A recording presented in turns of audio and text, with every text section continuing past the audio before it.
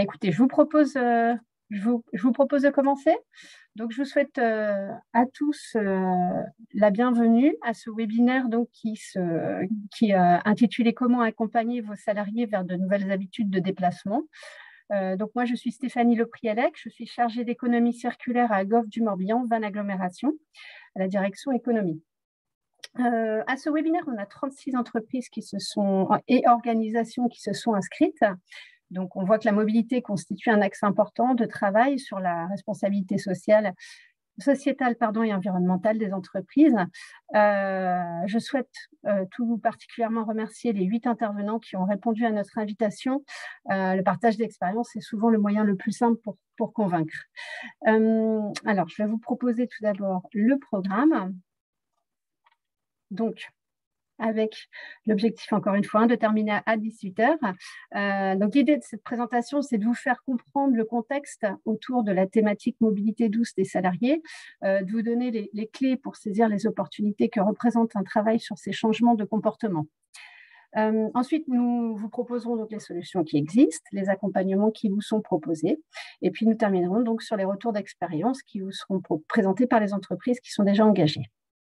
Donc, comme évoqué, vous pourrez poser vos questions sur le chat qui est disponible. Et donc, Marie Carrel, qui est responsable du service développement commercial de la direction économique de GMVA, se chargera de poser des questions aux intervenants à chaque fin d'intervention. Ce webinaire est enregistré pour pouvoir le mettre à disposition des personnes qui n'ont pas pu se libérer. Donc, il sera disponible dans quelques jours en ligne sur le site Entreprendre de Goff du Morbihan, Van Agglomération. Nous vous transmettrons la présentation et ainsi que des éventuels documents évoqués pendant les présentations. Voilà, donc le webinaire d'aujourd'hui, il est proposé dans le cadre de l'offre de services économie circulaire que GMVA propose aux entreprises de Goff du Morbihan, Van Agglomération. Donc, on a déjà fait 2 autres webinaires sur les déchets et l'énergie qui ont été réalisés en 2021. Et donc, ils sont disponibles en rediffusion déjà sur le site d'Entreprendre de Goff du Morbihan, Van Agglomération. Donc, pour commencer, un petit point sur l'économie circulaire. La meilleure façon de l'exprimer, c'est de vous présenter l'économie linéaire, qui consiste donc à extraire, fabriquer, consommer et jeter. Manière de fonctionner qui n'est plus viable sur la Terre. Donc, l'idée, c'est d'essayer de travailler sur tout le cycle de production, tout le cycle d'un produit ou d'un service. Donc, on commence déjà par la phase conception, essayer de faire de l'éco-conception de manière à utiliser le moins de matière possible, le moins d'énergie grise. On travaille aussi le moment de la consommation du produit ou du service de manière à ce qu'il utilise le moins d'énergie et de matière possible également. Ensuite, on travaille sur les moyens de collecte pour faciliter le tri, le réemploi et la réparation pour essayer d'agrandir la réutilisation des objets. Et puis ensuite, donc, le dernier recours sur le recyclage. Les bénéfices pour les entreprises, elles sont multiples. Elles sont tout d'abord économiques, puisque vous le comprenez rapidement, on essaye de réduire les consommations. On travaille aussi sur l'aspect sociétal, répondre à des exigences aujourd'hui qui sont de plus en plus prégnantes des clients, mais aussi des futurs collaborateurs. Et puis, ça permet pour l'entreprise d'avoir une communication axée sur ces thématiques-là qui peuvent être intéressantes. Et puis ensuite, ça permet de pouvoir faciliter à la réponse des obligations légales qui sont, elles aussi, de plus en plus exigeantes.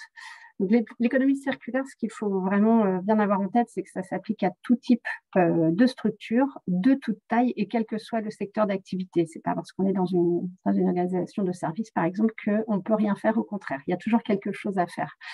Donc voilà, Goff du Morbihan, Van Agglomération a imaginé donc cette offre de services économie circulaire pour vous accompagner gratuitement sur 3 thématiques. Donc tout ce qui est ressources, donc ce que certains appellent encore déchets, l'énergie, avec la maîtrise de l'énergie, la production d'énergie renouvelable, et puis le déplacement qui est le sujet d'aujourd'hui. Alors, il faut noter aussi qu'on propose des liens avec les autres accompagnements qui sont disponibles, notamment avec la CCI, la CMA et la BPI. Donc, on vous propose une visite d'une heure et demie dans vos locaux. On fait le tour ensemble de vos sujets, et ce qui vous permet d'avoir un pré-diagnostic sur les thématiques que vous souhaitez aborder avec nous. On vous propose après un compte rendu avec des pistes d'amélioration, des notes d'opportunité, les contacts des prestataires disponibles sur le territoire, et puis aussi les aides financières disponibles éventuelles. Je profite de ce webinaire pour vous signaler aussi l'ouverture d'un nouvel outil d'échange que nous avons lancé en janvier, qui est donc le T-Group. C'est en collaboration avec T-West. T-West, c'est un peu le bon coin pour les professionnels pour faire des échanges en ligne. Et donc, nous, on a ouvert un groupe local à l'échelle de GMVA pour donc que les entreprises puissent échanger ensemble sur cette plateforme. Donc, je vous invite à vous y inscrire, c'est gratuit, c'est assez facile d'accès, c'est rapide pour créer le compte. Et puis, donc, vous aurez accès à tous les flux disponibles qui sont disponibles près de vos entreprises, les informations légales, des retours d'expérience, et puis les événements à venir également dans un agenda. Je vais donc passer la parole maintenant à Virginie Kemar pour rentrer dans le sujet de ce webinaire. Donc Virginie Kemar est chargée du conseil en mobilité et du suivi des prestations de transport à la direction mobilité de GMVA. Elle va nous présenter donc le contexte réglementaire, l'accompagnement de l'agglomération et les solutions disponibles sur le territoire. Virginie, je te laisse la parole. Bonjour à tous, merci Stéphanie. Donc oui, pour ma part, alors tu as déjà fait l'introduction, mais donc je vais bien parler des aspects réglementaires qui touchent à la mobilité, puis l'accompagnement donc de l'agglomération proposée auprès des entreprises. Et enfin, nous aborderons les différentes solutions disponibles aux entreprises à l'échelle locale. Donc, Golfe du Morbihan, Van Agglomération, a adopté son plan de déplacement urbain en 2019. Un des objectifs, c'est de réduire l'usage de la voiture individuelle à 47% à échéance 2030, c'est-à-dire plus d'un déplacement sur deux réalisé autrement qu'en voiture individuelle. Alors, comment? En développant notamment la pratique du vélo à travers des aménagements, en développant également des aménagements en faveur des transports collectifs, je pense aux sites propres, en communiquant également sur les mobilités alternatives. Et pour cela, nous avons tous notre rôle à jouer, que ce soit collectivité, employeurs, salariés ou particuliers, pour atteindre cet objectif et ainsi contribuer à la lutte contre le réchauffement climatique. Alors, un petit rappel du contexte réglementaire. Donc, au niveau de la nationale, la loi d'orientation des mobilités de 2019 impose, entre autres, aux entreprises de plus de 50 salariés sur un même site d'engager une discussion avec les partenaires sociaux et les salariés sur le thème des mobilités. C'est un sujet qui doit être abordé donc, lors des négociations annuelles obligatoires, au même titre que l'égalité professionnelle entre les femmes et les hommes et la qualité de vie au travail. Alors, c'est une obligation d'échanger sur la mobilité, mais c'est surtout une opportunité à saisir pour les entreprises. Slide suivante, s'il vous plaît.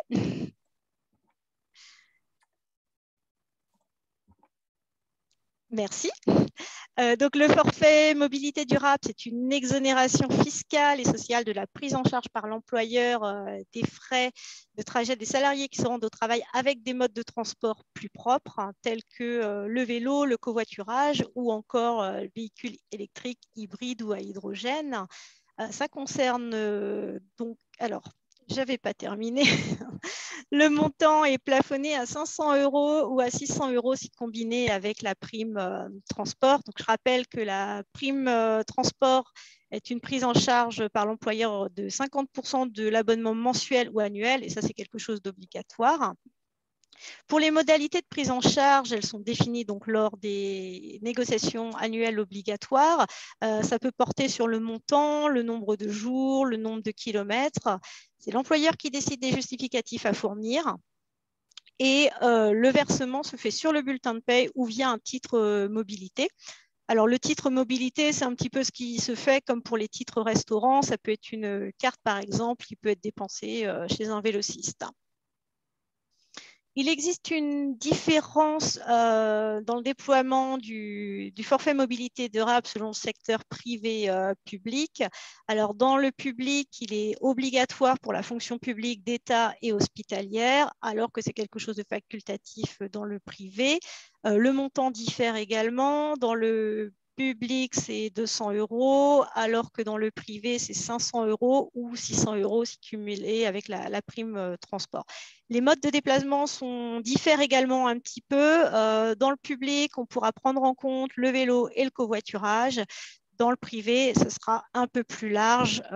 Donc, il y aura vélo, engin en libre service, covoiturage, trottinette électrique et donc les transports en commun. Alors, c'est un dispositif qui est facultatif pour le privé, mais il faut savoir que l'État se réserve le droit de revenir à une approche plus directive si les négociations ne permettent pas d'avancées significatives. Alors, cette prise en compte est avantageuse pour le salarié et l'employeur. D'une part, des économies de carburant pour le salarié, et les déplacements doux améliorent la santé des collaborateurs. Plusieurs études ont mis en exergue une baisse de l'absentéisme dès lors que les salariés se sentent bien. L'employeur peut de son côté faire des économies sur le foncier par réduction des besoins de place en stationnement et également permettre à ses visiteurs de stationner plus facilement. Et cet incitatif peut également permettre de promouvoir l'image de l'entreprise grâce à un engagement dans une démarche citoyenne, environnementale et responsable.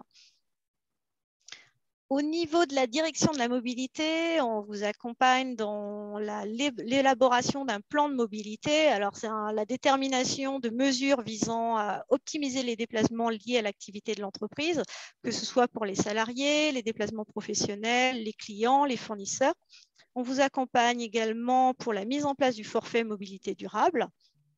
Nous sommes également un relais d'information sur l'actualité et on vous appuie pour l'organisation d'événements tels que les défis mobilité, la promotion des mobilités alternatives auprès de vos salariés.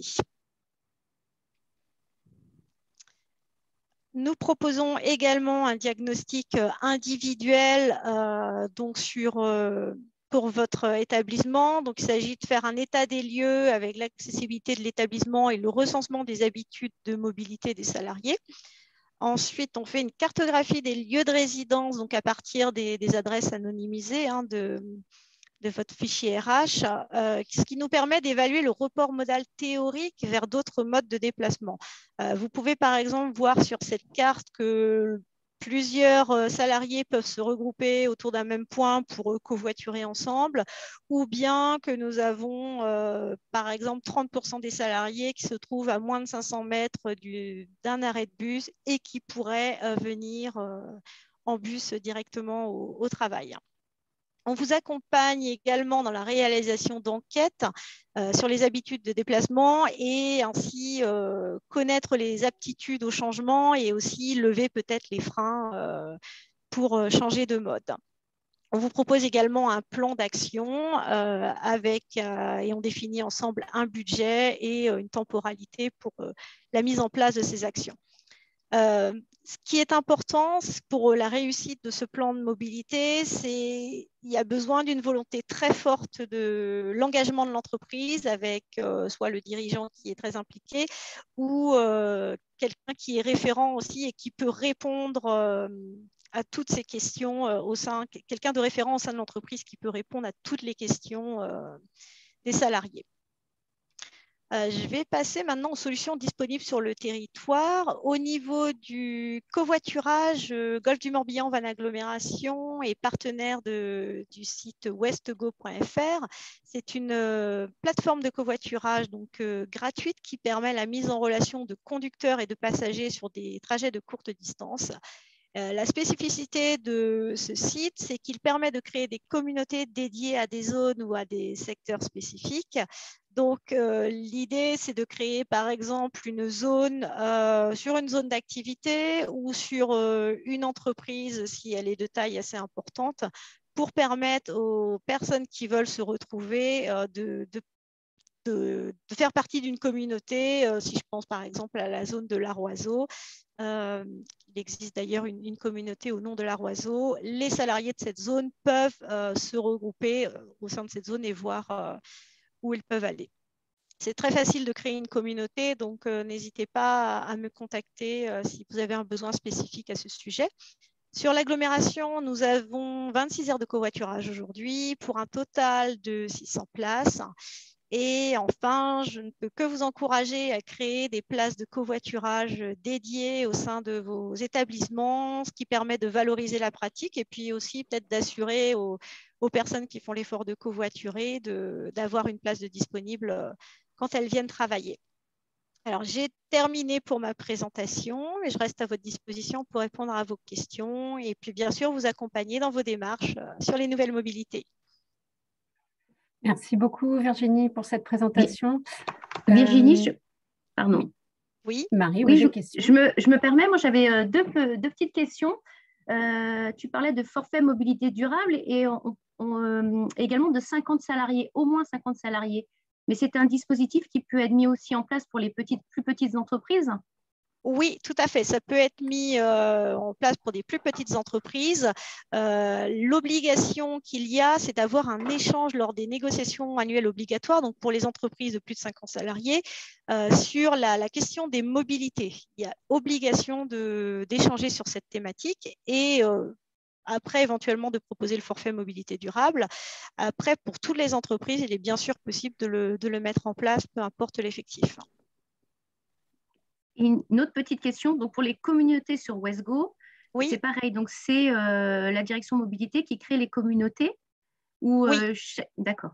Donc il faut vous contacter pour créer la zone d'activité telle, enfin la communauté zone d'activité de l'Arroiseau ou PIPS, etc. Tout à fait, vous prenez contact avec moi et je peux vous créer la communauté. Très bien, merci. D'autres questions peut-être? Non?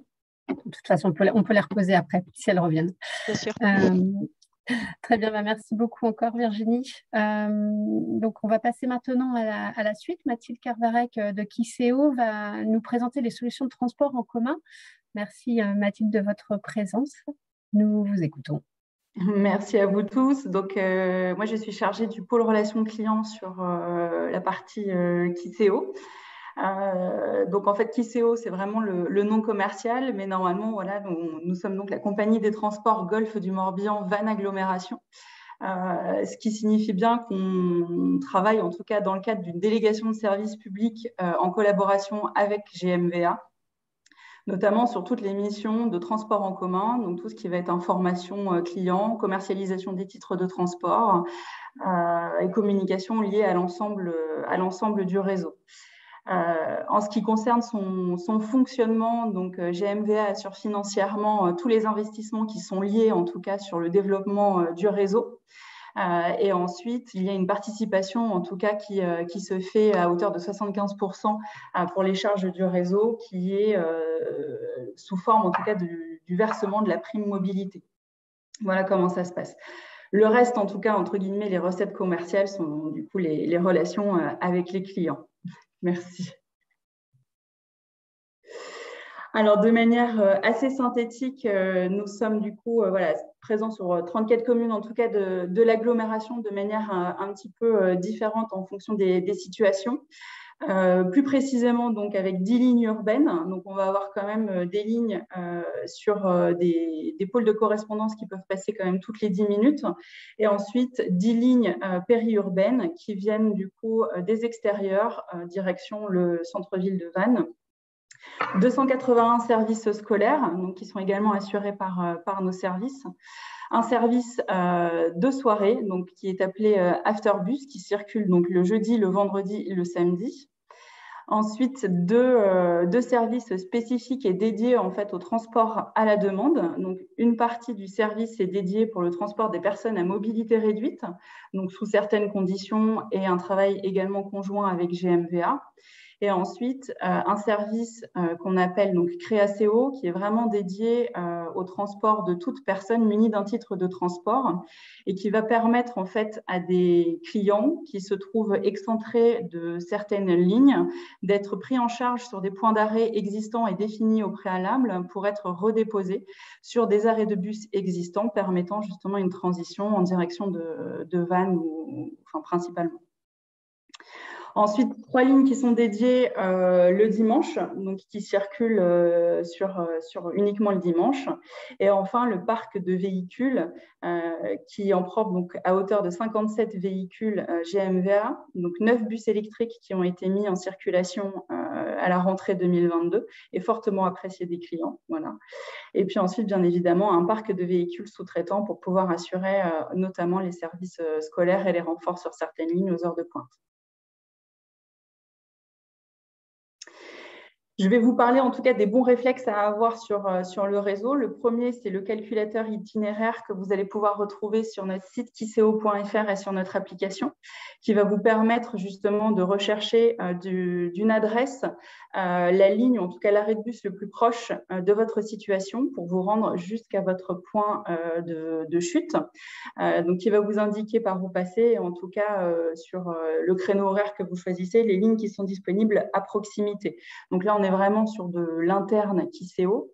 Et ensuite, vous avez le calculateur de l'application, en tout cas Mobibraise, qui lui, pour le coup, va permettre de cumuler, si vous voulez, les trajets hors agglomération et agglomération. Donc, par exemple, quelqu'un qui viendrait de Questembert va pouvoir utiliser ce calculateur où on va lui préconiser de prendre le train et à la gare, en tout cas, de prendre, par exemple, donc là sur l'exemple, la ligne 8 pour se rendre directement place de la République. Donc, ça permet d'avoir une vision d'ensemble, une vision globale de tous les réseaux, en tout cas, qui peuvent être possibles sur la région. Et on va avoir exactement le même procédé, par exemple, en partant de Pluneret, où là, on va nous conseiller de prendre un car qui va nous déposer, du coup, dans Vannes, et ensuite, à Vannes, de reprendre, du coup, une ligne régulière, une ligne urbaine pour pouvoir se rendre sur la zone de la Roiseau.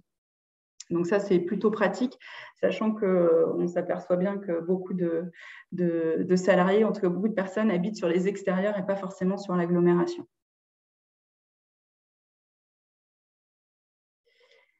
Donc, comment voyager sur le réseau Kiseo? Donc, de manière très simple, vous avez à votre disposition deux possibilités sur des tickets, donc vraiment des tickets papier. Donc, le ticket unitaire que vous pouvez directement acheter auprès du conducteur ou sous forme de carnet de 10 voyages. Vous avez également le pass journée qui va vous permettre d'effectuer des trajets illimités sur l'ensemble du réseau sans aucune restriction, valable sur une journée. Donc, voilà les tickets unitaires. Ensuite, vous avez donc toute la partie abonnement. La partie abonnement, elle va se décliner en deux possibilités. Donc, vous avez les abonnements mensuels qui sont réservés en fonction des catégories d'âge. Donc, pour les personnes de moins de 26 ans et ensuite pour les personnes de 26-64 ans. Ces abonnements mensuels permettent la libre circulation sur l'ensemble du réseau sans aucune restriction. Donc, y compris les dimanches et jours fériés à partir du moment où vous avez cet abonnement-là. Donc, il est valable du premier jour du mois jusqu'au dernier jour du mois. Du coup, vous pouvez l'acheter directement sur notre boutique en ligne ou venir sur l'une de nos deux agences, donc soit sur notre site de Carniole à côté de l'Hyper-U de Saint-Avé ou en centre-ville pour pouvoir l'acheter. Et ensuite, vous avez donc nos abonnements annuels Élite Libre Circulation, donc qui se déclinent également dans deux catégories en fonction de votre âge. Lorsque vous souscrivez un abonnement Élite, vous avez donc différents avantages. Déjà, en termes de coût, ça vous revient à gagner 3 mois lorsque vous êtes sur un abonnement moins de 26 ans et 2 mois sur un abonnement 26-64 en comparaison à un abonnement mensuel. Et surtout, vous avez également l'avantage d'avoir des offres avec l'ensemble de nos partenaires Élite sur l'agglomération. Donc, ce sont des commerçants qui du coup participent avec nous sur ce partenariat avec la mise en place de jeux concours, par exemple, et vous permettant d'avoir des réductions directement auprès de ces enseignes-là. Voilà, une mise à disposition de l'eau. Ensuite, on va avoir du coup les offres combinées qui vont aller en corrélation avec ce que je vous expliquais tout à l'heure sur la partie Mobibraise, où vous allez avoir un titre vendu, par exemple, par la SNCF qui va vous permettre sur un abonnement mensuel de bénéficier d'un tarif préférentiel sur le réseau Kiseo à hauteur de 50%. Donc, ça veut dire que vous payez votre abonnement auprès de la SNCF sur un abonnement classique mensuel et ensuite la SNCF vous délivre un coupon Kiseo qui vous est facturé à hauteur de 50% de son tarif par rapport à ce que nous, on pratique en tout cas en agence. Et la même chose avec les réseaux Bresgo lorsque vous utilisez, par exemple, les cars directement. Voilà. On vous offre également une autre possibilité, un autre service qui s'appelle le service VéloCO. Donc là, c'est un service de libre circulation, enfin de libre service pardon, des vélos. Donc vous avez 12 stations qui sont réparties dans toute l'agglomération, avec à peu près 110 vélos à disposition, donc des vélos qui sont disponibles 24 heures sur 24. Deux formules possibles, soit vous avez un pass annuel à 28 €, ce qui vous permet d'utiliser le vélo 45 minutes gratuites, et ensuite chaque minute supplémentaire ou chaque heure supplémentaire vous est facturée. Et lorsque vous avez un abonnement en fait Kiseo, donc un abonnement annuel Kiseo, vous avez un tarif préférentiel à hauteur de 4 € par an, donc qui vous permet d'utiliser exactement le service dans les mêmes conditions, c'est-à-dire les 45 premières minutes sont gratuites, et ensuite du coup vous avez une facturation supplémentaire pour chaque dépassement. Donc, toutes ces informations, vous pouvez les retrouver sur notre application mobile et sur notre site mobile, donc VéloCO, avec en vision, bien évidemment, les vélos disponibles sur les stations et les places disponibles lorsque vous utilisez un vélo pour pouvoir le raccrocher sur une future station. Voilà. Alors, le 50% employeur, comment ça se passe, en tout cas de notre côté? Donc, déjà, il faut savoir que l'employeur a l'obligation de prendre en charge une partie des abonnements. Alors, attention, c'est une partie des abonnements mensuels ou annuels liés au transport public ou de services publics de location de vélo. Ces services, en tout cas ces abonnements, doivent uniquement être effectués dans le but de faire le trajet domicile-travail et travail-domicile. Donc, pour en bénéficier, il faut tout simplement utiliser les transports en commun ou en tout cas un service comme nous pouvons le proposer, donc VéloCO, un service public de location de vélo, acheter un abonnement, conserver son justificatif et présenter son justificatif d'abonnement directement auprès de son employeur. Donc, pour pouvoir avoir un remboursement ou en tout cas un retraitement derrière à hauteur de 50% de vos abonnements.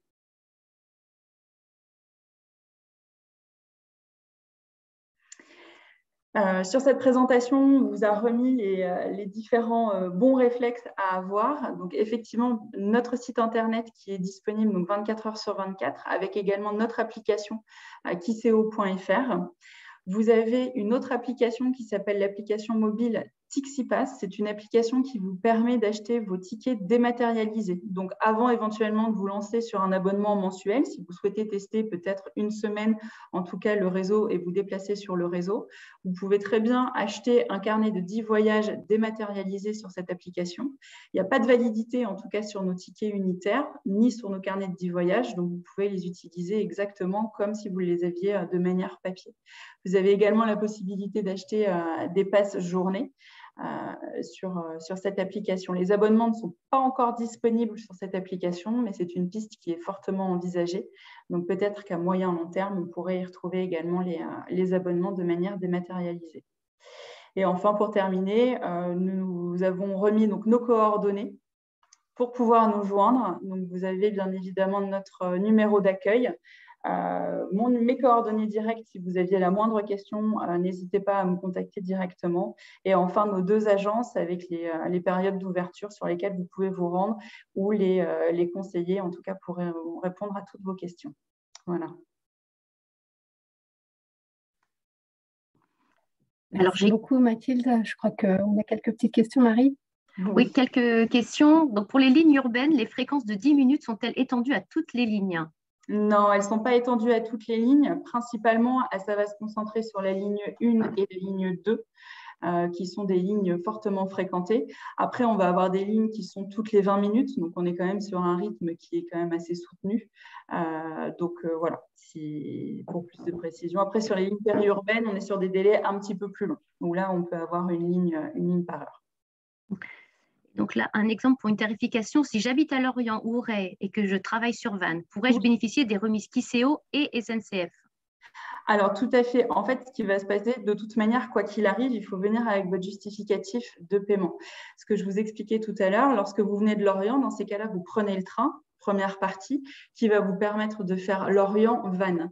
De toute manière, c'est uniquement la SNCF qui va vous commercialiser l'ensemble des titres. Donc, finalement, vous n'aurez qu'une seule facture à présenter à votre employeur, mais vous aurez bien 2 titres de transport. La SNCF vous délivrera une carte Corrigo, voilà. Et ensuite, elle vous remettra un petit coupon chaque mois avec la mention, excusez-moi, abonnement Kiseo. Et c'est ce coupon-là qu'il faudra présenter à l'entrée dans le bus pour pouvoir voyager. Et donc, bien évidemment, lorsque vous achetez vos titres en même temps auprès de la SNCF, votre tarif est à 50%, c'est-à-dire soit 25,50 à 50% ou 37 € à 50%. Vous n'avez pas le plein tarif, bien évidemment. Excusez-moi, Christian Bénuffet, Cap du Morbihan. Je reviens sur le nom du forfait Corrigo, c'est cela?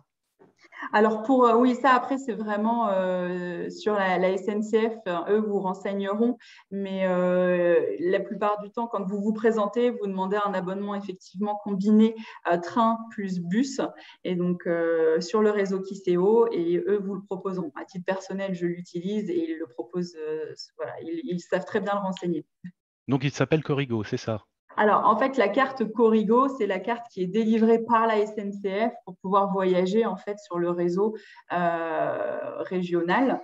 Ensuite, Oui. c'est pas le nom de l'abonnement. Après, vous voulez juste un abonnement train pour faire Lorient-Vannes et ensuite un abonnement bus pour circuler dans Vannes. Voilà. Très bien, merci. Dernière question, pour Virginie ou pour Mathilde. L'obligation de 50% de prise en charge sont pour toutes les entreprises ou seulement celles de plus de 50 salariés?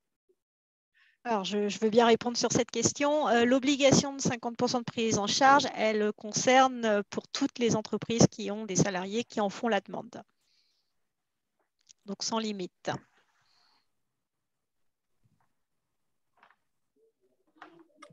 Très bien, je pense qu'on a fait le tour des questions. Oui. Oui. Alors, nous allons passer à l'intervention suivante. Merci beaucoup, Mathilde, encore une fois. Donc, on revient à une nouvelle intervenante de du Morbihan Vannes Agglomération, Claire Lefeuvre, qui est chargée de mission réseau cyclable à la direction mobilité. Claire, est-ce que tu nous entends? Oui. Est-ce que vous m'entendez? Oui. Ok, super. Merci pour cette introduction. Donc, pour ma part, je vais vous parler des solutions de mobilité à vélo. Donc, l'agglomération a mis en place 2 dispositifs d'aide à l'achat. La première aide, elle concerne les vélos assistance électrique. Donc, elle est fixée à 25% du prix d'achat du vélo et elle est accessible sous condition de revenus à tous les habitants du territoire de l'agglomération, mais également aux personnes qui habitent hors territoire, à condition qu'ils travaillent dans une entreprise du territoire engagée dans un plan de mobilité. Donc, par exemple, une personne qui habite Auray et qui vient travailler au CHBA en prenant le train et le vélo quotidiennement. La deuxième aide, elle concerne les vélos cargo. Elle est fixée également à 25% du prix d'achat, limitée à 400 € ou 800 € selon si le vélo est équipé ou non d'une assistance électrique. Cette aide, elle est accessible à tous les habitants du territoire, donc cette fois-ci sans condition de revenu, mais également aux entreprises dans le cadre d'un usage professionnel du vélo cargo.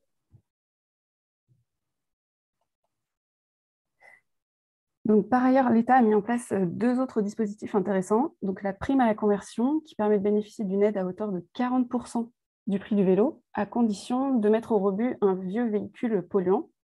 Donc, c'est une aide qui est accessible à tous, soit particuliers ou entreprises, sans conditions particulières. Cette prime à la conversion, elle est cumulable avec le bonus écologique, donc qui s'applique soit au vélo électrique, soit au vélo cargo.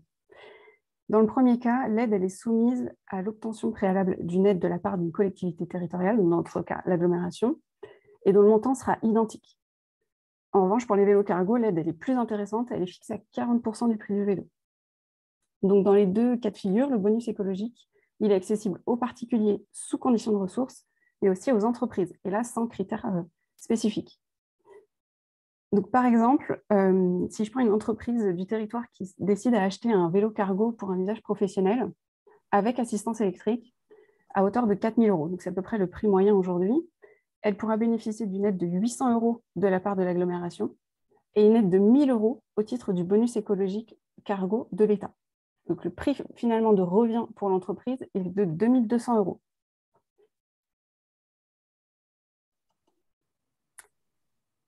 Donc, par ailleurs, afin de faire connaître donc, les itinéraires cyclables du territoire, l'agglomération et l'Office de tourisme ont lancé un partenariat avec GeoVélo. Donc, via l'application mobile ou le site internet, il sera possible de calculer et de planifier son itinéraire, que ce soit à vocation utilitaire ou à vocation touristique, de bénéficier d'un guidage en temps réel, mais également de signaler des anomalies, de faire remonter certaines informations. Donc, dès cet été, les cyclistes pourront bénéficier de toutes les fonctionnalités de GeoVélo grâce à l'actualisation et à la vérification des données sur le territoire de GMVA.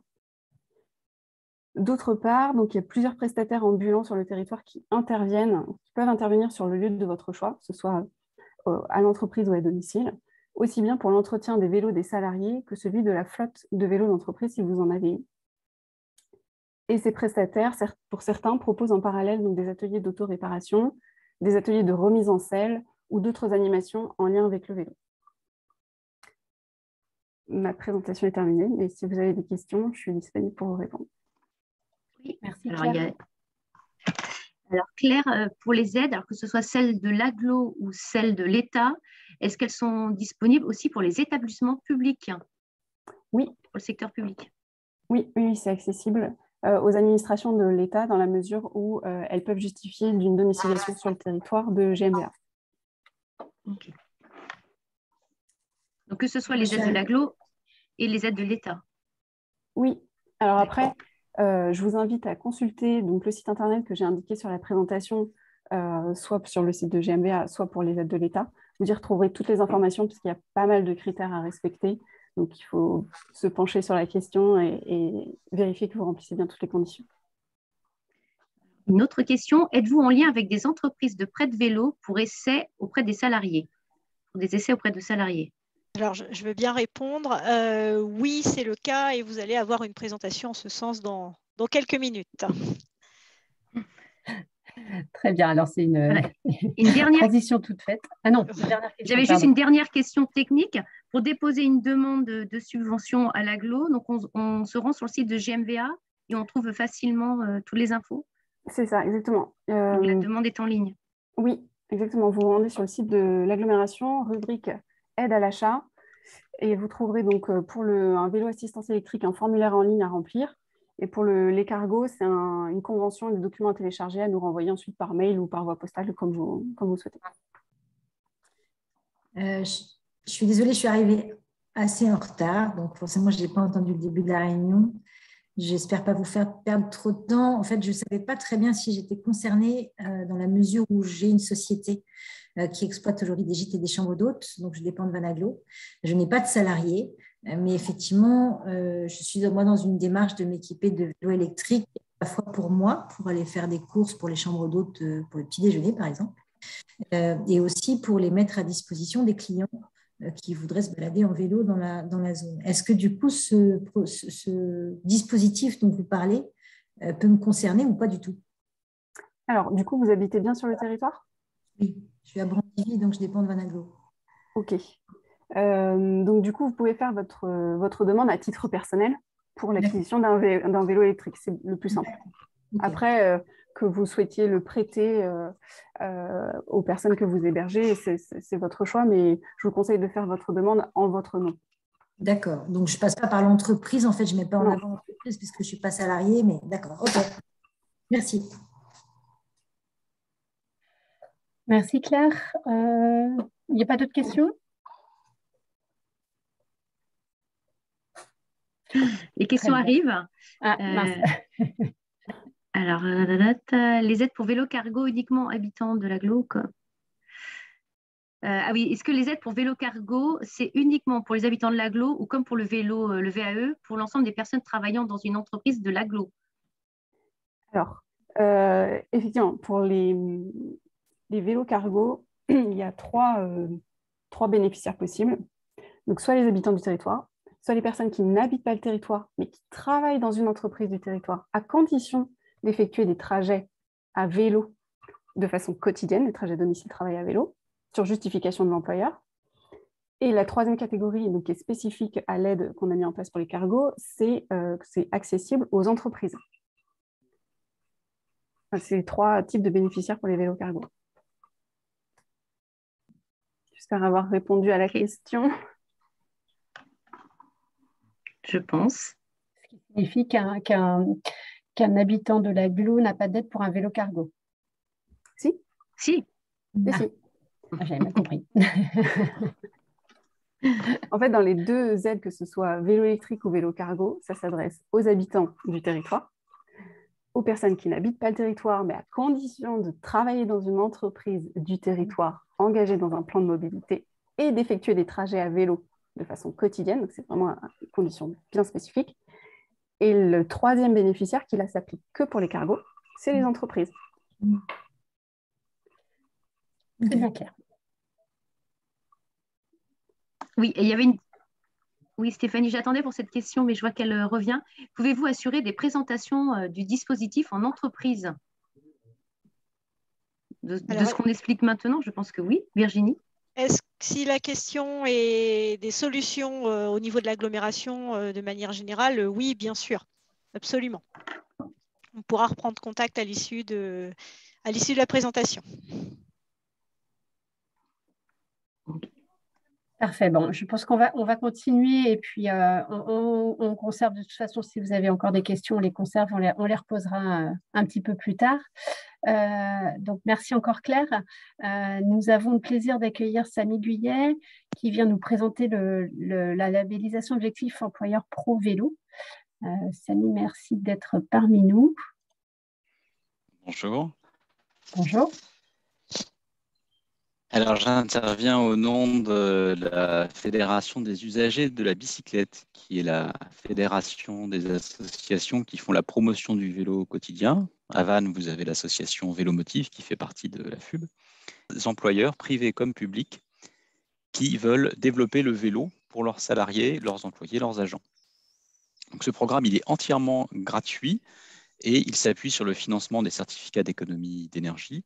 Et il consiste en un accompagnement sur mesure qui repose sur un outil méthodologique, un cahier des charges qui propose un programme d'action pour les employeurs, et puis des primes, des subventions pour s'équiper en stationnement, en intervention technique ou pédagogique.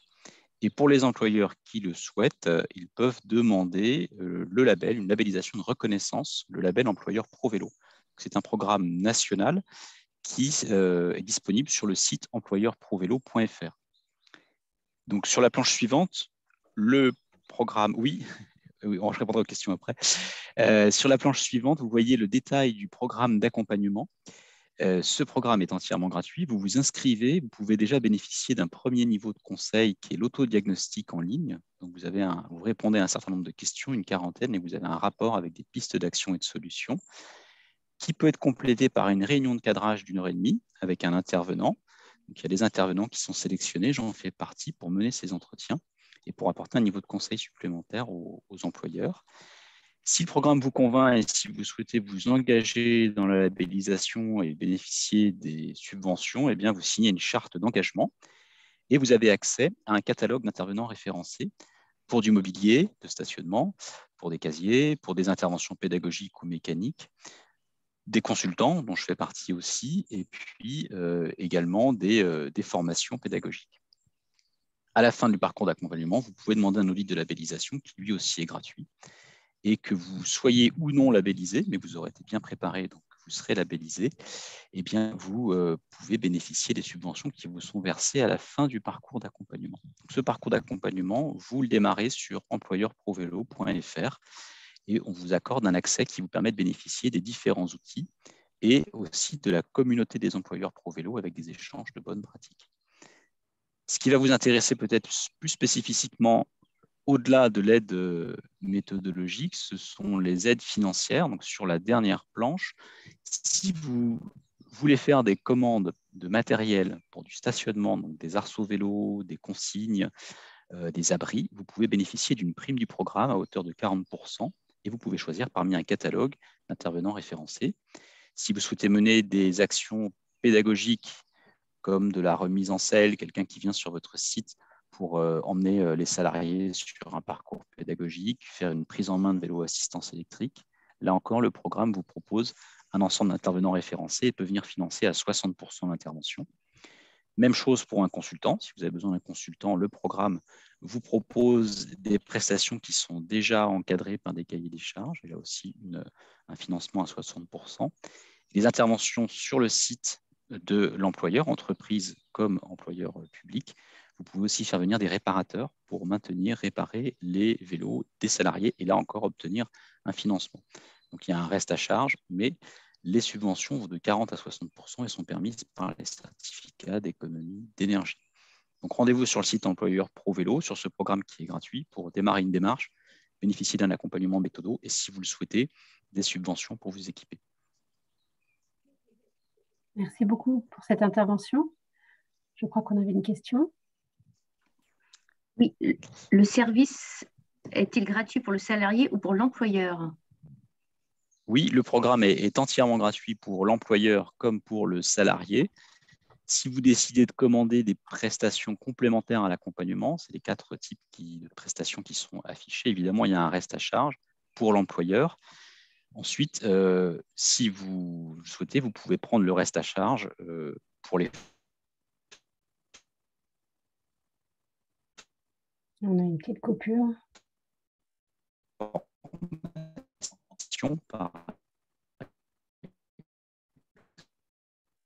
Je pense que vous avez un problème avec votre connexion. On ne vous entend plus.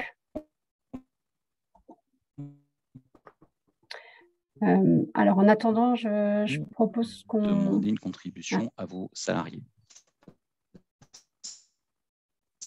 Ça a été coupé, votre réponse.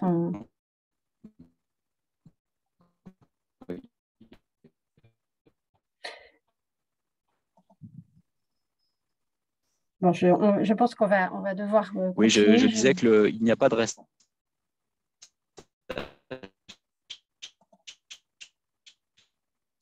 Bon, navré, ça ne fonctionne vraiment pas de votre côté. On va continuer. Gratuit pour l'employeur et le salarié. Si vous faites intervenir des formateurs, par exemple.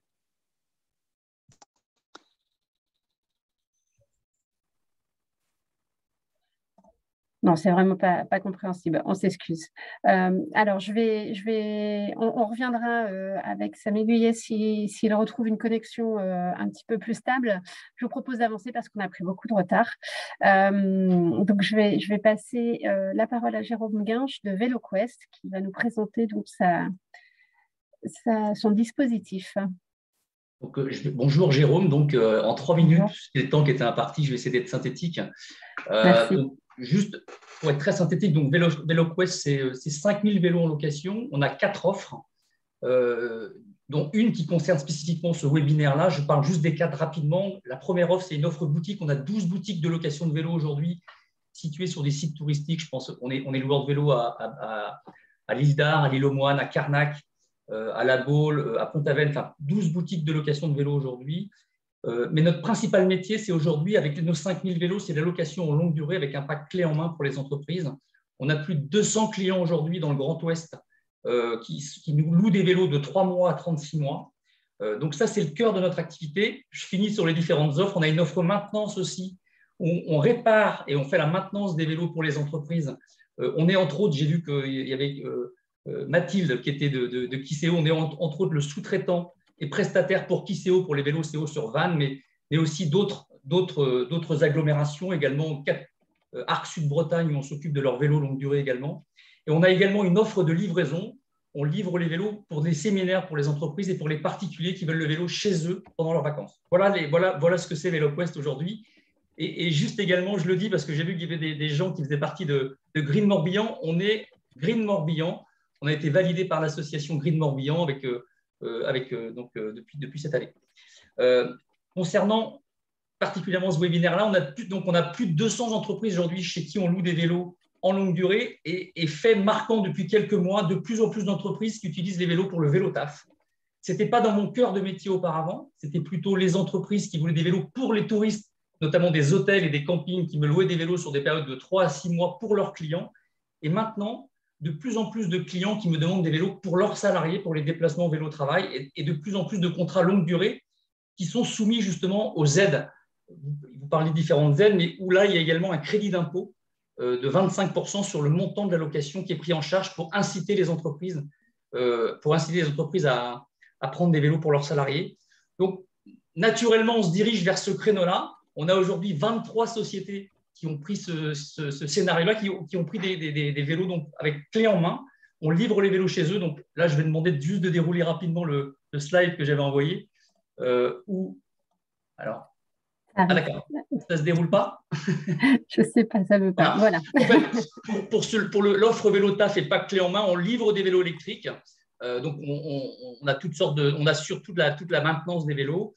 On peut fournir tout le kit de sécurité qui va bien. Il y a des options après qui peuvent venir se rajouter. Option GPS, après quid de la RGPD, mais l'option GPS est mise dans certaines sociétés. Ça permet d'avoir une synthèse chaque fin de mois sur combien de kilomètres a fait l'entreprise et d'avoir un discours sur le sujet et l'impact qu'a l'entreprise en termes de déplacement décarboné. Et également des options type des stations, des petites mini-stations de recharge qui peuvent être mises également dans les entreprises à l'extérieur ou à l'intérieur dans des garages. Voilà. J'ai également pour les entreprises l'offre. On fait de plus en plus de séminaires également sur des journées un peu là pour le coup où les gens ont besoin de 10 à 50 voire 100 vélos. On travaille de plus en plus avec les entreprises sur des journées avec leurs équipes en livraison directe chez eux ou sur des sites particuliers. Donc voilà pour la présentation de VéloQuest. Du coup, la démarche RSE. Alors pour information, on est présent ce jeudi. Il y a un salon qui se passe à Lorient. À l'Annester exactement, au parc exposition, qui est sur la QVT, la qualité de vie au travail, dont vous évoquiez tout à l'heure. Et donc, du coup, on est présent sur ce salon-là. De plus en plus, on sera présent sur ce genre de salon pour présenter notre offre qui correspond un peu à la tendance des vélos pour le vélo-travail. Voilà. Parfait, merci beaucoup. Il y a des questions, je suis à votre dispo. Merci d'avoir donné autant d'informations en très peu de temps. Est-ce qu'on a des questions, Marie, sur une question, est-ce que c'est de la location ou de la location avec option d'achat? C'est que de la location, Mais on peut effectivement imaginer une option d'achat au bout d'1 an, 2 ans, 3 ans, en fonction, effectivement, c'est possible. Mais c'est principe. Aujourd'hui, je peux parler de l'instant T aujourd'hui, c'est quasiment que de la location. C'est que de la location. Très bien. Eh bien, merci beaucoup. On n'oubliera pas de donner vos coordonnées pour que les questions qui peuvent arriver plus tard soient bien sûr transmises. On va passer tout de suite là, au témoignage d'entreprises engagées. Donc, pour débuter ce partage d'expérience, nous accueillons d'abord Marie Paboeuf de l'établissement public de santé mentale. Est-ce que vous nous entendez? Oui, je vous entends. Parfait. Alors, je suis accompagnée de M. Clément Brossard qui va nous faire un témoignage d'un salarié qui utilise de la mobilité douce. Donc, pour vous présenter assez rapidement ce qu'est l'établissement public de santé mentale à l'EPSM Morbihan, donc notre mission principale des soins en psychiatrie pour enfants, adultes et personnes âgées. On représente à peu près 1424 agents au 1er janvier 2020 pour un budget de 97 millions d'euros. Donc, vous avez à peu près le nombre de lits qui sont en place sur le site. Et on est sur un site de 60 hectares avec 30 sites de consultation et une file active annuelle de patients d'environ 18 000. Si vous pouvez... Donc, on a un comité de pilotage qui existe au niveau de l'établissement avec pour thématique le développement durable au sens large. Ce comité de pilotage a pour objet de définir et de mettre en œuvre de manière concrète des plans d'action qui émanent du terrain. Donc, ces groupes de travaux qui sont à l'initiative d'une thématique annuelle, une thématique annuelle qui a été choisie à l'initiative des professionnels de l'établissement et mettent en œuvre des actions concrètes à l'échelle d'une année avec des choses qui sont observables et quantifiables pour vraiment avoir une opérationnalité terrain de la stratégie qui est mise en œuvre au niveau de l'institution. Et en 2021, la thématique qui a été choisie et qui a été investiguée était comment être acteur d'une mobilité durable ou comment développer pour les agents de l'établissement des alternatives à la voiture. Donc pour ce faire, on a fait un questionnaire à destination de l'ensemble des professionnels des établissements. Sur la base de ce questionnaire, on a défini un certain nombre de plans d'action et donc ont émergé des attentes au niveau des professionnels, dont des demandes en lien avec le covoiturage. Donc la difficulté du covoiturage était de savoir comment on pouvait faire en sorte que les gens se contactent et puissent se mettre d'accord entre eux sur comment covoiturer. Donc on a sollicité l'agglomération qui nous a proposé, et donc je remercie GMVA, de créer une communauté sur le site WestGo. Donc nous avons créé une communauté EPSM Morbihan sur cette plateforme. Nous avons également travaillé sur la thématique du vélo. Donc, si vous voulez passer, voilà, sur la thématique du vélo, qui effectivement est aussi, de par notre site, donc nous sommes sur Saint-Avé, sur un parc boisé, et on a la chance d'avoir de l'accessibilité par des pistes cyclables qui lient Vannes à Saint-Avé. Donc, pour ce faire, on a souhaité aussi développer le vélo, donc par la mise en place d'un abri vélo sécurisé avec un contrôle d'accès par badge pour les professionnels, des prises de recharge électrique dans cet abri. On travaille aussi actuellement sur la mise en place d'un parc de vélos mutualisé à destination des professionnels quand ils ont besoin de faire des déplacements professionnels dans le cadre de leur journée de travail. On va également créer des vestiaires pour les professionnels, voilà, s'ils ont besoin de se changer quand ils arrivent, quand ils repartent en vélo sur le site. Et on a également travaillé dans le cadre aussi d'activités thérapeutiques avec nos patients sur la cartographie des meilleurs itinéraires via les pistes cyclables pour accéder aux structures de l'établissement. Donc, on a une activité en sociothérapie sur de la réhabilitation de nos patients qui ont pris le temps en fait, de faire des reportages photos et de cartographier les itinéraires pour aller sur nos sites qui sont dans un rayon d'à peu près 5 à 10 km de l'EPSM. Donc, si on peut passer... Également, et toujours en lien avec l'agglo, nous avons organisé des défis mobilité. Donc, un défi qui a été fait dans le cadre de la semaine sur la mobilité. Défi spécifiquement créé pour l'établissement hospitalier, qui était cette semaine « Je laisse ma voiture au garage ». Donc, nous avons eu peu de participants. Comme vous pouvez le voir, un participant sur les transports en commun et 3 participants sur les vélos. Je pense qu'on a un petit peu pêché, je reviendrai là-dessus plus tard, sur la communication autour de ce défi. Mais néanmoins, l'idée était quand même d'aller vraiment dans une volonté de montrer aux professionnels qu'on souhaite les accompagner, d'organiser des challenges et de les sentir concernés. Donc, on a bon espoir que l'année prochaine, ce défi, si on le réitère, aura plus de participants. Toujours est-il qu'on a aussi participé au défi Mai à vélo. Et là, pour le coup, on a quand même eu un engouement collectif 22 cyclistes et 3289 km parcourus. Ça a mis en place un petit peu un espèce de challenge entre les agents où on essayait de se doubler, de faire plus de kilomètres que des collaborateurs. Et pour le compte, même notre directeur général s'est pris au jeu et donc a participé activement au challenge. Et pour aussi montrer aux agents qu'on organise des défis, mais derrière, il y a aussi une volonté institutionnelle de pousser les usages, on a souhaité organiser une remise de prix autour de laquelle on a communiqué et où l'agglomération est venue également faire la remise de prix et remettre des prix aux agents qui avaient participé à l'action sur la semaine « Je laisse ma voiture au garage ».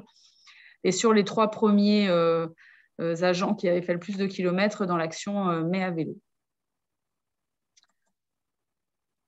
Donc, quand même, aborder les difficultés qu'on rencontre sur le terrain en lien avec notre volonté quand même affichée de déployer de la mobilité douce, c'est qu'on a quand même cette difficulté de l'évolution des comportements. On voit bien que c'est compliqué d'inciter les professionnels au changement.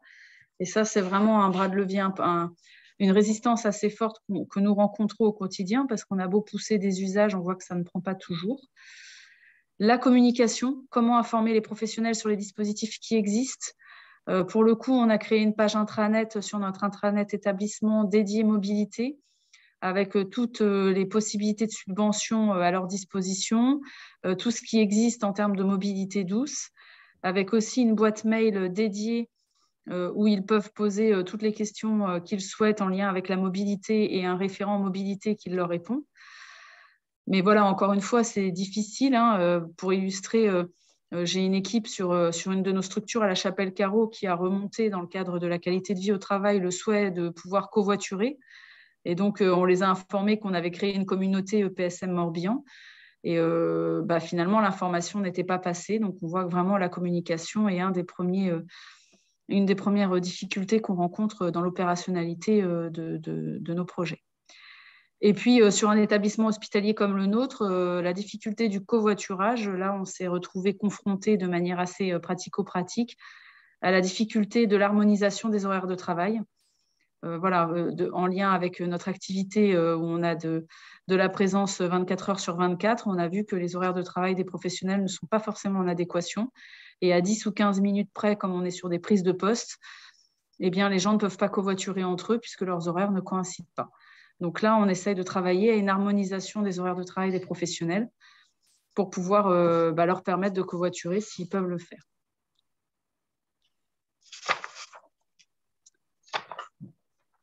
Bonjour, moi je travaille à l'EPSM depuis maintenant 1 an et demi et donc je suis utilisateur d'un VAE pour mes trajets quotidiens domicile-travail.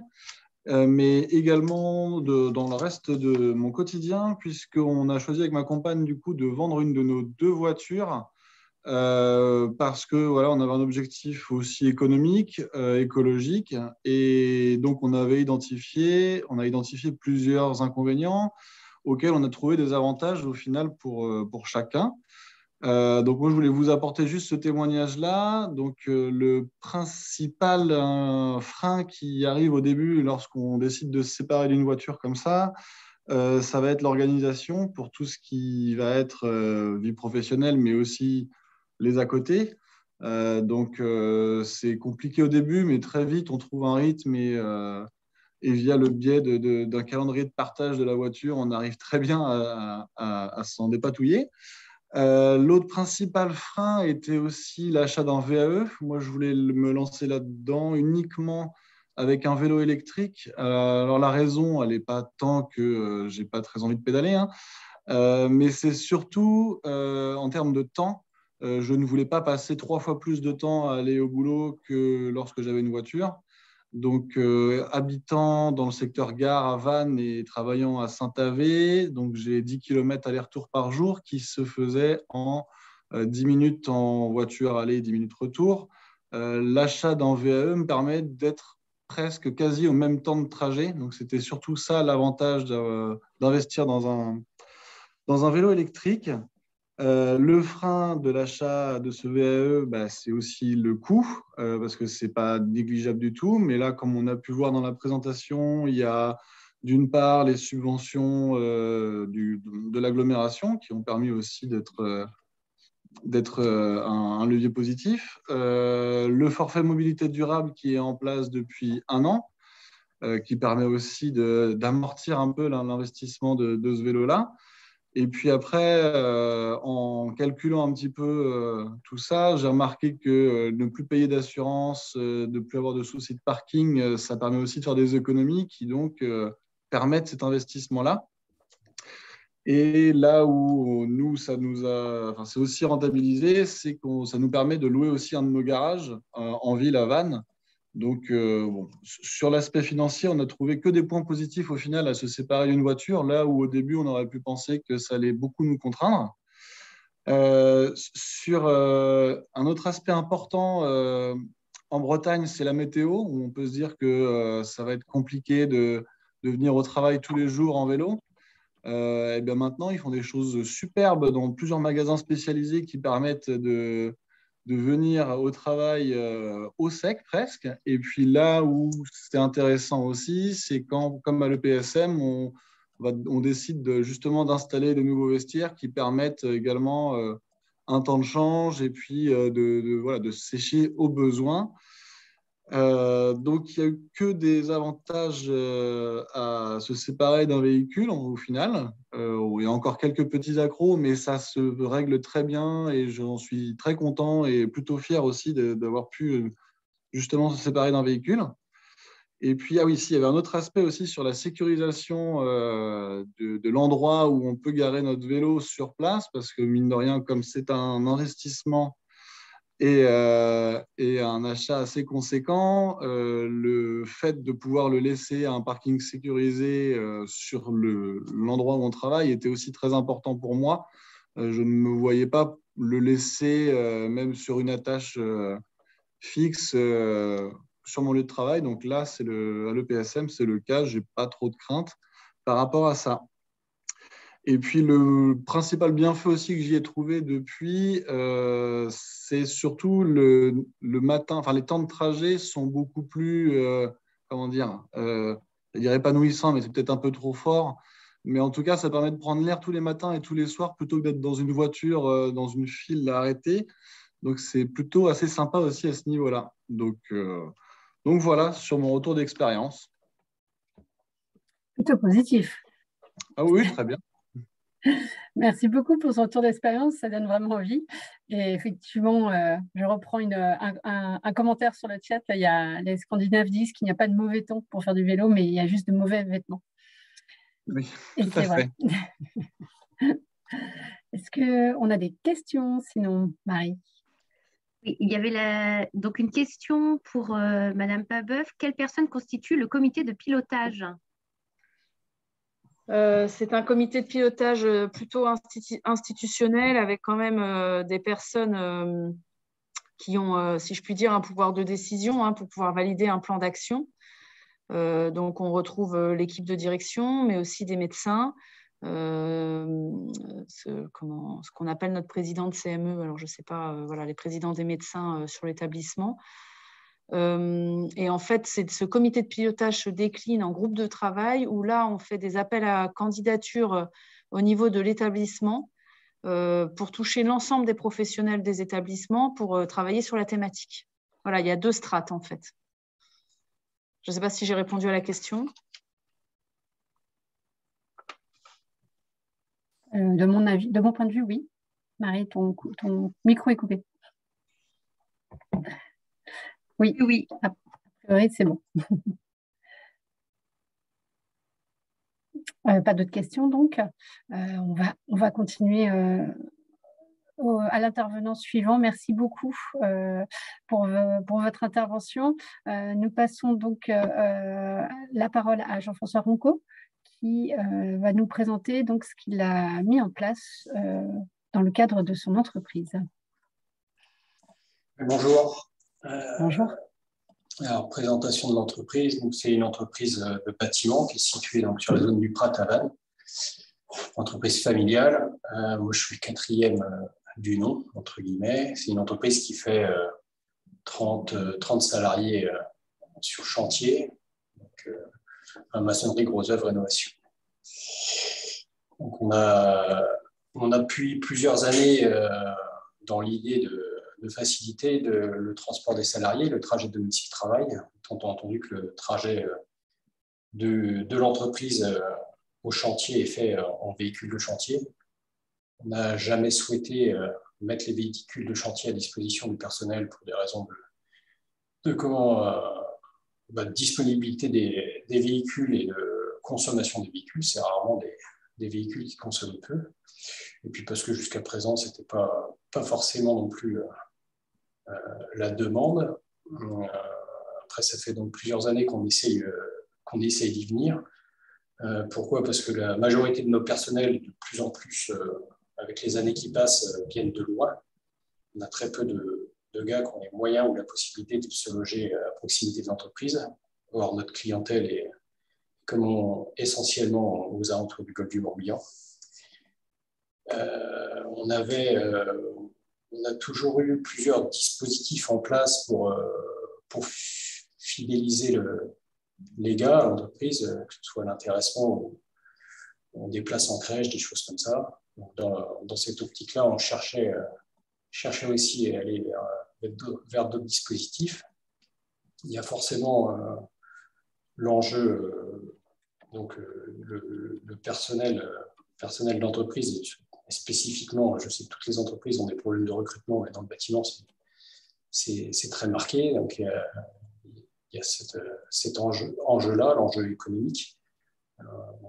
On forme nos gars, ça prend énormément de temps, il faut qu'on les garde sur le long terme. Et puis après, pour le reste, l'entreprise est engagée dans la réduction de ses déchets depuis plusieurs années, par conviction personnelle et puis par volonté au sein de l'entreprise. Donc dans cette optique-là, de toute façon, on avait la volonté de faire évoluer la vision des trajets domicile-travail. Si on peut changer, moi pour la présentation c'est bon. Pour ce faire, ouais, on a sollicité, donc on a bénéficié du dispositif tremplin de l'État mis en place par l'ADEME. Dans ce dispositif tremplin, on avait l'opportunité de se faire aider pour mettre en place les différents projets de l'entreprise. Alors, il n'y avait pas que la mobilité. Hein. On avait donc, dans le dispositif tremplin, on avait donc la mobilité, le traitement des déchets et le changement de nos véhicules d'entreprise. Donc, pour la partie mobilité, on s'est fait aider par un intervenant extérieur, Résilience-Cité, M. Guillet, qu'on a vu tout à l'heure, puisqu'on arrivait à court de possibilités et de connaissances dans ce domaine-là. On arrivait aussi à un manque de temps, et puis pour bénéficier au mieux des opportunités de financement qui pouvaient exister et dont on n'est pas forcément au courant.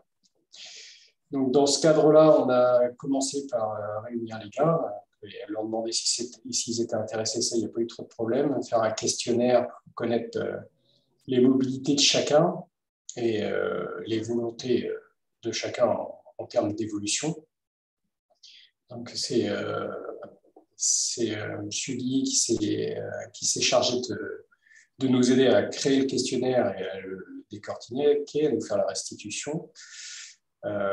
Donc la restitution, vous avez le tableau qui est là, qui nous a permis de voir que la majorité des gars viennent effectivement en voiture individuelle, la quasi-totalité viennent chacun avec leur véhicule. Il y a très peu de personnes qui utilisent les transports en commun et quelques gars qui utilisent le vélo, ceux qui ont la chance d'habiter à proximité de l'entreprise. Donc on a isolé les besoins et chercher des solutions.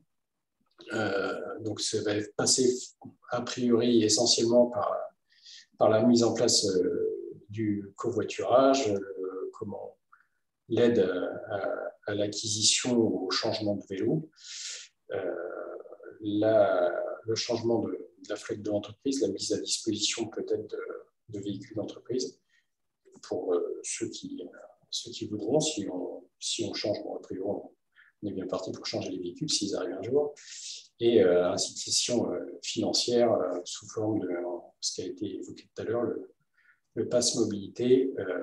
Alors après, souplesse des horaires, ça a été mis en place, donc on a modifié nos horaires de travail, et on permet aux gars de les modifier au sein de leur journée.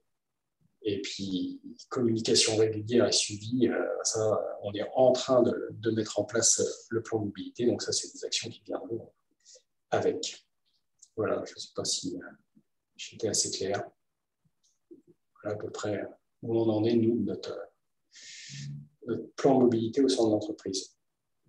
Et là, vu les derniers événements, je veux dire que ça pousse pour qu'on accélère le pas. Normalement, on doit être prêt pour fin mars, ça prendra un peu de retard.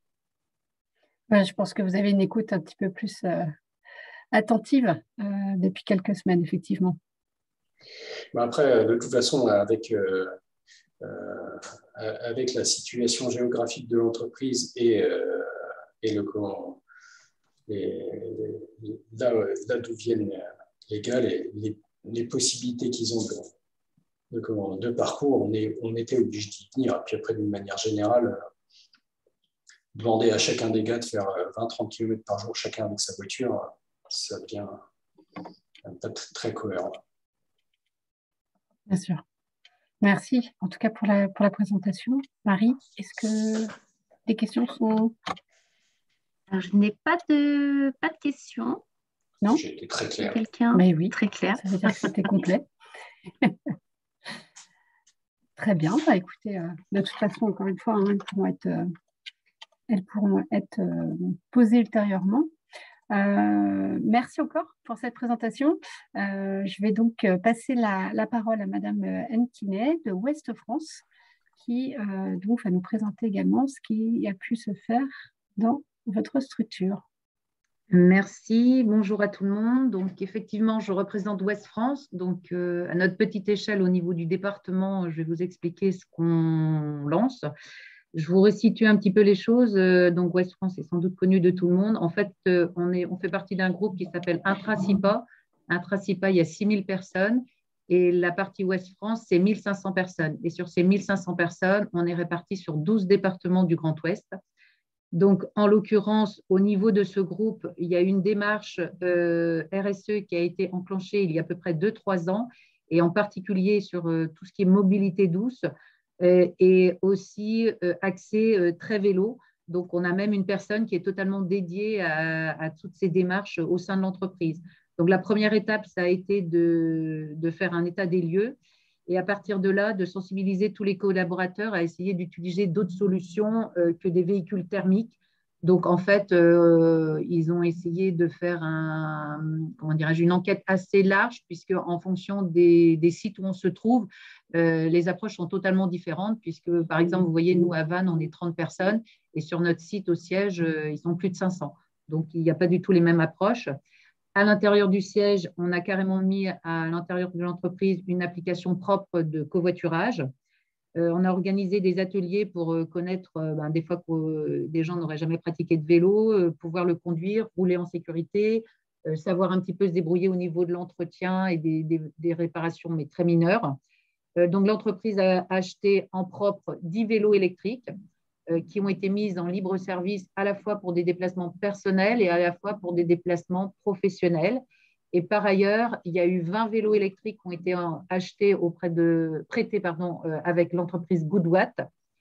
Et Ouest France a également adhéré à ce qu'on a vu tout à l'heure, à l'objectif employeur pro vélo, donc le label qui a été certifié par l'ADEME.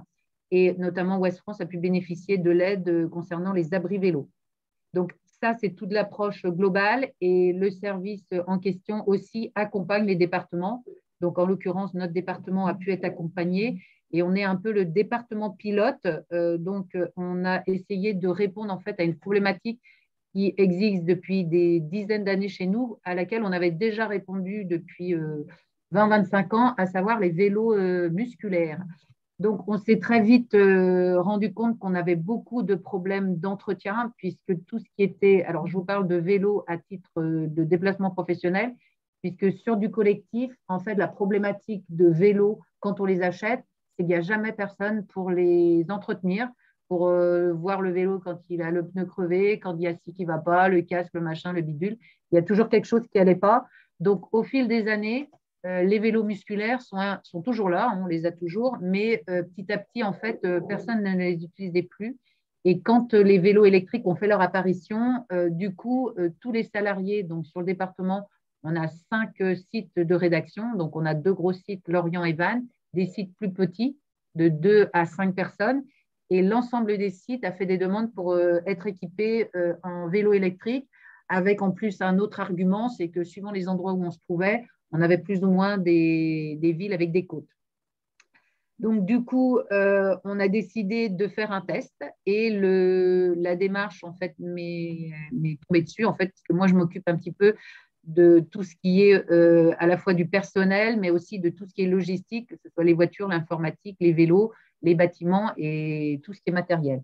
Donc, à partir de là, je n'ai pas fait d'appel d'offres, mais j'ai un petit peu cherché par moi-même qui se faisait dans le département, et notamment en termes de vélo clé en main, donc un petit peu ce qu'a exposé M. Guinche tout à l'heure. Et le premier site à bénéficier de notre test, donc ça a été le site de Pontivy, donc, où on a 3 personnes qui travaillent. Et donc, on a beaucoup travaillé. Donc, M. Guinche a dû penser qu'on ne signerait jamais notre contrat, je pense, puisqu'on a dû travailler 3-4 mois avec lui, avec notre service juridique, notamment sur tous les aspects assurance, qui sont très importants quand même, donc à la fois sur la partie vélo, mais aussi nous par rapport à nos salariés, puisque les déplacements sont des déplacements professionnels. Donc, on a travaillé sur cet aspect-là et une fois qu'on est tombé d'accord sur tout, on a pu signer le contrat. Parallèlement, il a fallu aussi qu'on mette en place, de la même manière qu'on a des véhicules de service, on a travaillé énormément sur ce qu'on appelle une charte d'utilisateur, parce que tout ce qui est collectif, généralement, les gens s'en fichent un peu. Donc, on leur a fait signer cette charte-là avant d'utiliser les vélos. On a mis à disposition tout ce qui allait avec, l'endroit où mettre le vélo, le placard avec les lingettes, le casque, l'antivol et tout ce qu'on peut avoir besoin pour faire du vélo. Donc là, on a démarré tout début janvier. Donc, on est grosso modo à 2 mois et demi d'utilisation. Donc, globalement, le bénéfice qu'en retirent les usagers qui sont exclusivement des femmes, en l'occurrence. Donc, globalement, elles n'utilisent plus la voiture puisqu'elles n'avaient quasiment environ 3/4 de trajets urbains. Et donc, globalement, elles utilisent le vélo sur tous ces déplacements en ville. Donc, les durées de vélo, c'est essentiellement du 3-4 km, pas plus. Au-delà, c'est-à-dire que quand il faut sortir de la ville, etc., ça veut dire que c'est des déplacements plus longs. Elles reprennent la voiture. Elles n'ont plus de problème de stationnement non plus. Donc, l'une d'entre elles m'a fait remarquer qu'elle ne faisait plus aucune activité physique, donc ça lui fait faire du vélo, ça lui fait prendre l'air. En termes d'utilisation du vélo, par rapport au modèle dont elles sont équipées, c'est des vélos assez légers, ergonomiques, simples d'utilisation. Donc, l'avantage de la location et donc de pas l'achat, c'est que la maintenance fait partie de la location. C'est-à-dire que dès qu'il y a un problème, ce qui n'est pas arrivé à l'heure où on se parle, on testera le service auprès de M. Guinche, mais le plus tard possible, on espère. Donc, normalement, c'est un coup de fil. Et alors, M. Guinche, qui est basé à Tex, a fait livrer le vélo à Pontivy. Donc, nous, on n'a pas à s'en occuper à aller le chercher. Les collègues ont le sentiment de se sentir en sécurité. Alors, c'est vrai que Pontivy, c'est une petite ville, donc ceci explique cela. Il n'y a pas de problème non plus, le rechargement est assez simple, c'est à la portée de tout le monde. Le seul moment où elles hésitent à l'utiliser, on parlait de la météo. Alors, c'est vrai qu'aujourd'hui, ce qu'on n'a pas prévu, nous, c'est un petit peu toute la panoplie de vêtements en cas de pluie. Donc, globalement, elles préfèrent se remettre à marcher à pied avec un parapluie dès qu'il pleut un peu beaucoup. À Pontivy aussi, il faut savoir que ce n'est pas la ville la mieux équipée en pistes cyclables, mais Pontivy est en train de réfléchir sur une amélioration de l'infrastructure. Voilà. Alors, nous, on va attendre sans doute pas la fin de l'année avant de passer à d'autres sites. Notamment, on pense à Vannes et Lorient, où on a des demandes, d'autant que sur Vannes, on a déménagé il y a 9 mois. Et avant, on disait toujours non parce qu'on n'avait pas le local vélo. Donc, aujourd'hui, on a un local sécurisé, accessible très facilement, qui va permettre de garder ces vélos-là. Et par ailleurs, cette fois-ci, sur les déplacements personnels, on a à peu près 5-6 personnes, donc sur 30, qui font leur trajet domicile-travail en vélo. Donc, nous, on a privilégié aussi un contrat à l'année, puisque du coup, il y avait des propositions de règlement au mois, mais bon, on est une lourde machine, donc on ne se voyait pas faire ça. Donc, ça, c'est un choix qu'on a fait.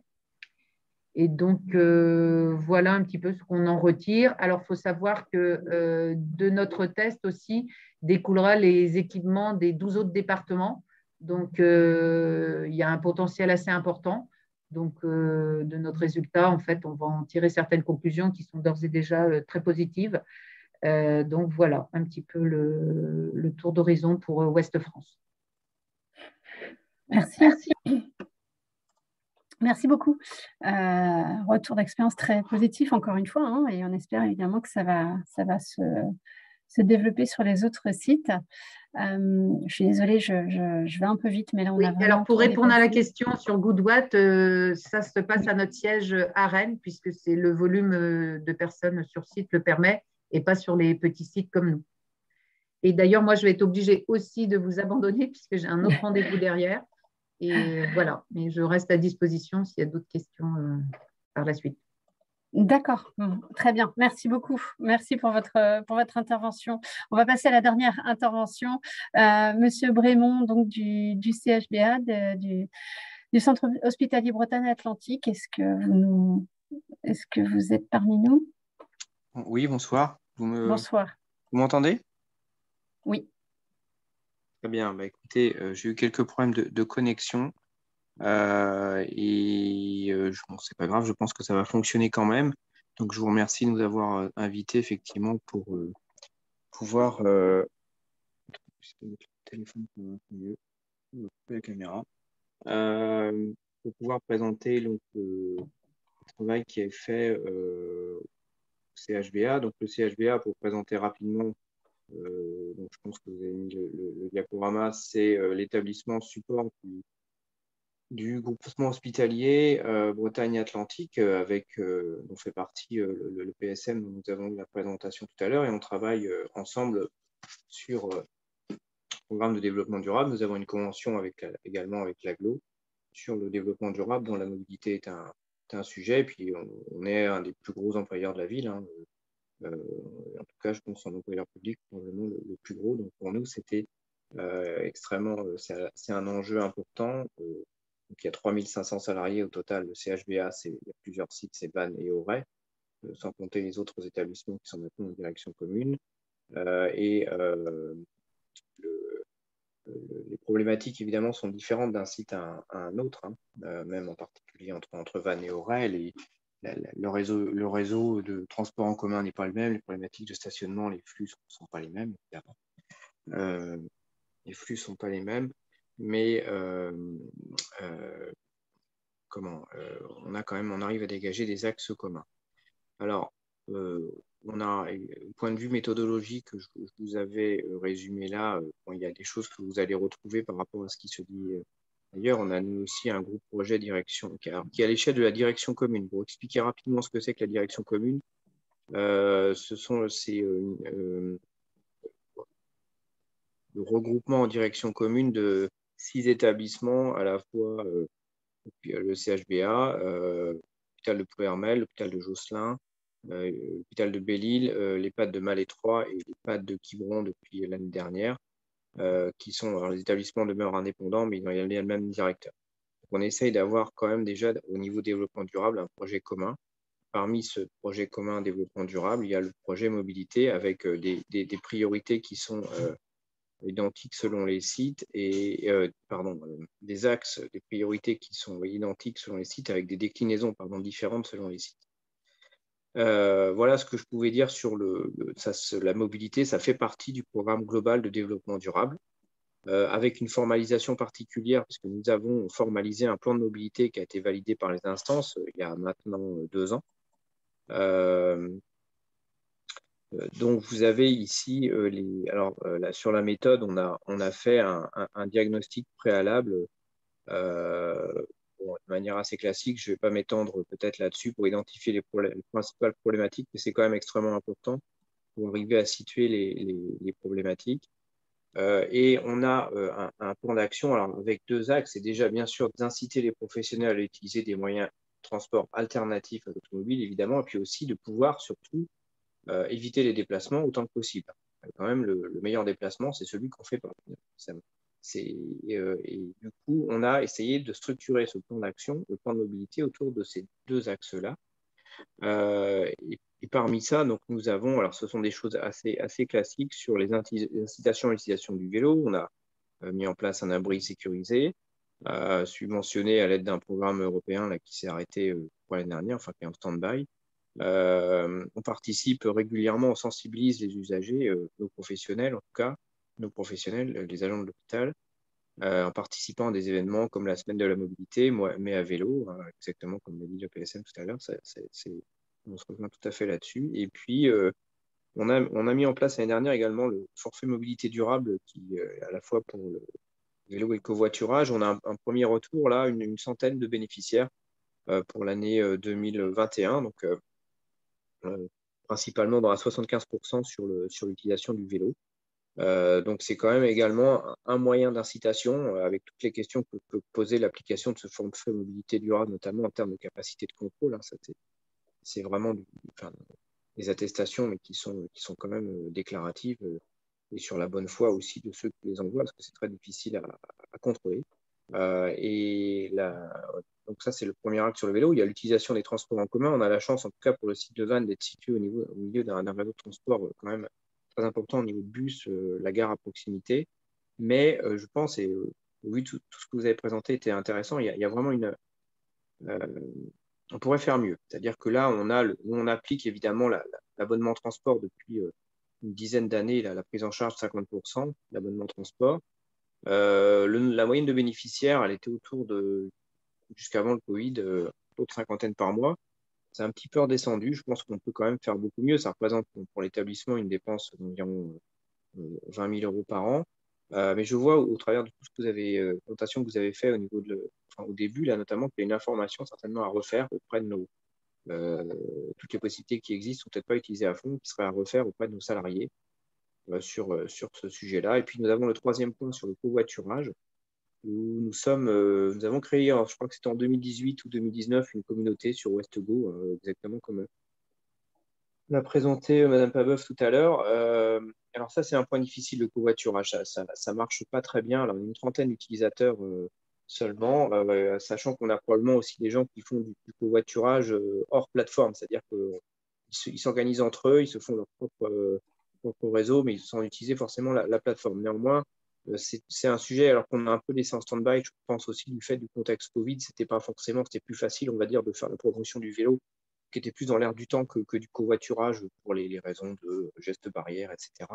Néanmoins, c'est pas perdu de vue. Je pense qu'il faut qu'on retravaille là-dessus. Et on a un sujet important, surtout aussi sur l'incitation au covoiturage professionnel. Comme je vous l'ai dit, on a plusieurs sites avec des personnels qui sont partagés, notamment entre Vannes et Ploërmel, de nombreux médecins qui travaillent à la fois à Vannes et Ploërmel, les journées à Ploërmel. Et nous avons constaté qu'il y avait très peu de covoiturage sur ces déplacements-là, alors que notre logiciel de réservation incite, normalement, quand vous faites une réservation, il incite à covoiturer, mais ce n'est pas suffisant. Donc là, c'est vraiment pour nous toujours un axe de réflexion de voir comment on peut inciter au covoiturage professionnel sur ces trajets-là, qui sont des trajets courts, Vannes-Ploërmel, 45 minutes. Donc, ça pose des questions d'organisation des réunions, de trajet aller-retour, mais ça, c'est vraiment pour nous maintenant une priorité également à développer. Voilà, ça, c'était le premier point sur comment on essaye de trouver des moyens alternatifs à l'utilisation de la voiture. Et puis, alors, limiter autant que possible les déplacements des professionnels. Il y a un sujet qui est en fort développement, c'est le télétravail. Je pense, si je n'ai pas bien vu, je crois qu'on n'en a pas beaucoup parlé dans les présentations précédentes. Pour moi, c'est un sujet important, puisqu'on a donc une charte qui a été signée avec les organisations syndicales. Et puis, nous avons concrètement en 2021 140 agents en télétravail, ce qui représente une augmentation de 75%. Et puis, avec une variété de métiers qui sont concernés, secrétaire médical, adjoint administratif, et les cadres de santé, c'est intéressant. Alors, les cadres de santé dans un hôpital, ce sont vraiment les cadres des unités de soins, hein, ceux qui sont au cœur, c'est les maillons essentiels de l'organisation hospitalière qui sont en proximité, qui ont la responsabilité du management d'un service, en proximité avec les familles, et donc la direction des soins là, qui est la responsable directe de ces cas de santé, a développé également le télétravail, a permis le télétravail pour ces cas de santé, parce que pour certaines de leurs tâches, notamment, ils sont amenés à faire parfois des plannings, des choses comme ça, ils ont besoin d'une concentration particulière. Donc on rejoint à la fois, évidemment, quand on fait du télétravail, ce n'est pas au départ forcément seulement pour l'aspect mobilité, il y a un aspect d'organisation du travail, mais les choses finissent par se rejoindre et on voit que c'est alors pour nous, ce sera un sujet de développement à prioriser pour l'année dans les projets 2020. Et puis, bien sûr, on a développé l'utilisation de la visioconférence. Alors, ça paraît évident quand on le met aujourd'hui, parce que le Covid est passé par là et que c'est devenu un outil finalement habituel. Mais quand même, je pense que c'est un changement très important dans les pratiques par rapport à ce qu'on avait il y a 2-3 ans. Et aussi, ça représente, on ne le voit pas souvent, un investissement important pour l'hôpital, parce qu'équiper un poste de travail, un PC, pour qu'il puisse faire de la vidéoconférence avec caméra, etc., c'est 80 € par poste. Alors là, je n'ai pas le total, mais enfin, il faut voir aussi que ça, c'est un effort d'investissement important et qui, bien sûr, ne répond pas qu'à l'objectif développement durable, mais ça y participe également. Et puis, favoriser le rapprochement domicile-travail, ça c'est lié aussi comme je vous l'ai dit, à la direction commune.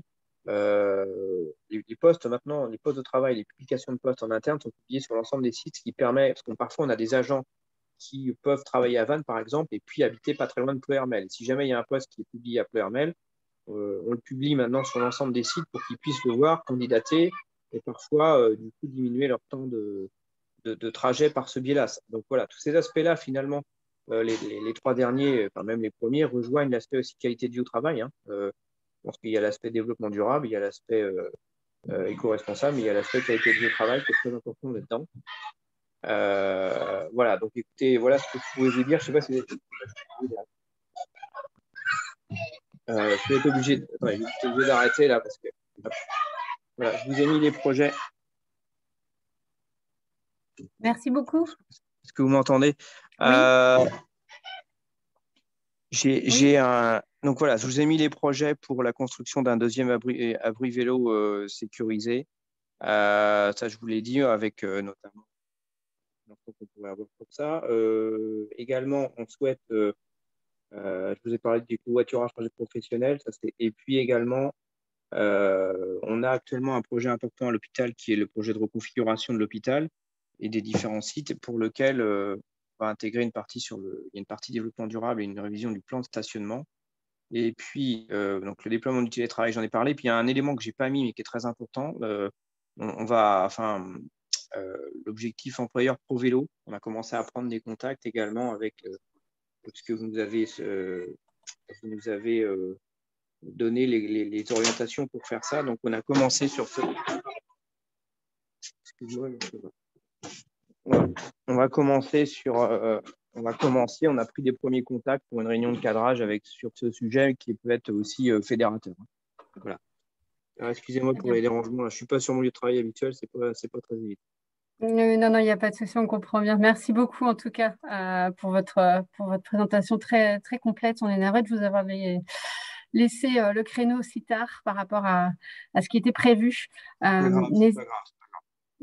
Bon, écoutez, je vous souhaite une bonne soirée. Je pense que je vais être obligé de vous laisser là. Oui, puis, très bien. Voilà. Merci. À bientôt. Merci. Au revoir. Au revoir. Merci à tout le monde pour votre attention. Merci bien sûr aux intervenants qui ont pu prendre la parole lors de ce webinaire. Merci d'être restés jusqu'au bout surtout. On vous tiendra au courant donc, quand le replay sera disponible sur le site et surtout n'hésitez pas par retour de mail lorsque je vous écrirai pour poser d'autres questions. Je vous donnerai également des contacts, les contacts des intervenants pour que vous puissiez échanger plus en détail si jamais vous le souhaitez. Voilà, je vous remercie. Je vous souhaite tous une très bonne fin de journée et merci encore de votre attention. Merci à vous. Merci. Au revoir. Au revoir.